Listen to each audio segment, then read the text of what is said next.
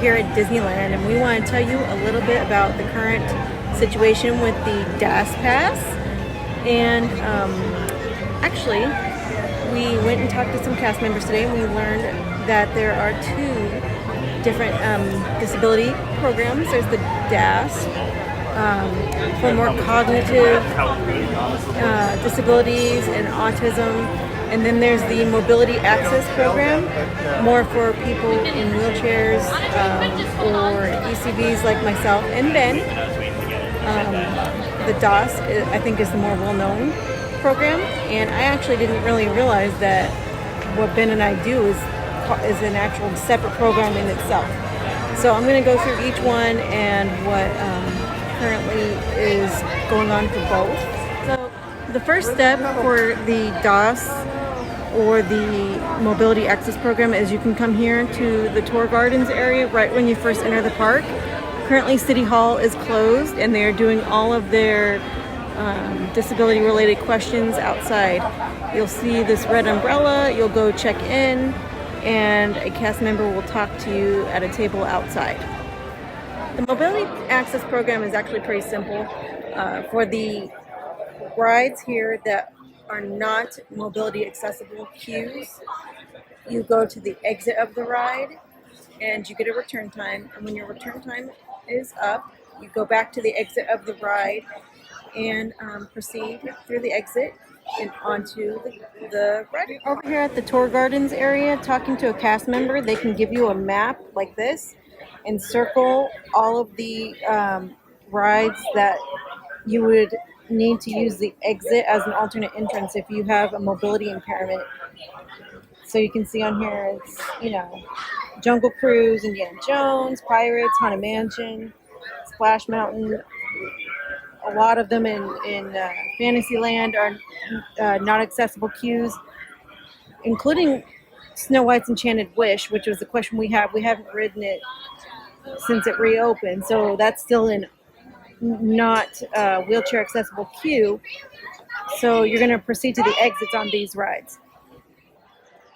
For the DOS, what you're going to end up doing is you're going to see umbrellas just like very similar to the one that you see over here at the Tour Gardens throughout the park. At those umbrellas, you're going to get a return time for rides, and once those return times are up, you're going to go to the ride. For both the DOS and the Mobility Access Program, you can only have one return time at a time. Here's an example of the Mobility Access umbrellas that you will go to get your return time if you have a mobility related disability, like you need a wheelchair or a ECV. You go here to any of these that are usually at the exits of the rides. They will give you a return time. You come back to this umbrella here, and usually you will enter the ride through the exit, just like here at Big Thunder Mountain. After much searching throughout the park, we actually took a tour around all the different lands, because we were originally told at City Hall that for the DAS Pass specifically, that you would find the umbrellas to get your return times at the entrance to each land, and we couldn't find them there. So we actually did a little tour, and here in Tomorrowland by Launch Bay, we have found one of these umbrellas for the DAS Pass specifically. This is not for mobility impairment, this is for the DAS. But what we were told when we talked to them, and we could have saved ourselves some trouble if we had known this, is that you can go on to the Disneyland app, and under guest services, you can find the guest relations kiosks listed under guest services. And that's where you would get your DAS return times. This is not for mobility impairments. Mobility impairments, you can just go to the exits of each ride and you can get your return times there. Our final thoughts for you regarding the DOS and mobility access accommodations at Disneyland is that you're really going to want to utilize the Disneyland app.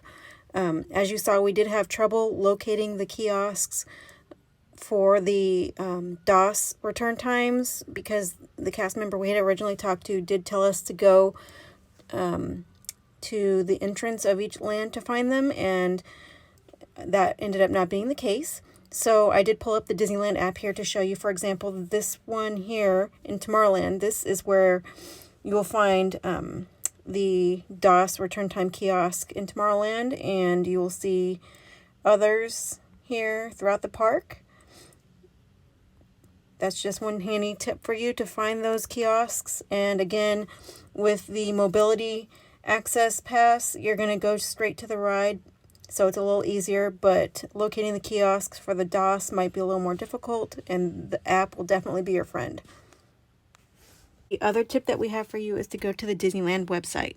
You can do this before you even leave for the parks, and here you can look up a lot of in-depth information regarding disability accommodations at Disneyland.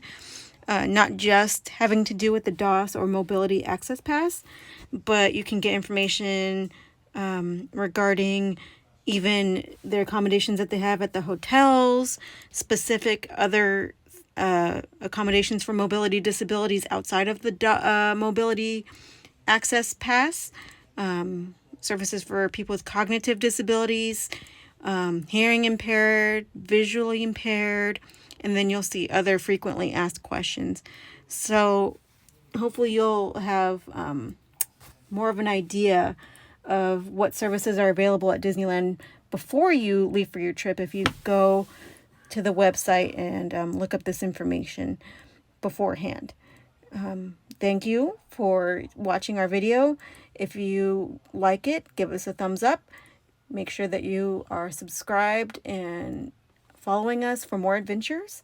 If you have any questions, leave them in the comments and we will do our best to look them up for you if we don't have the answer.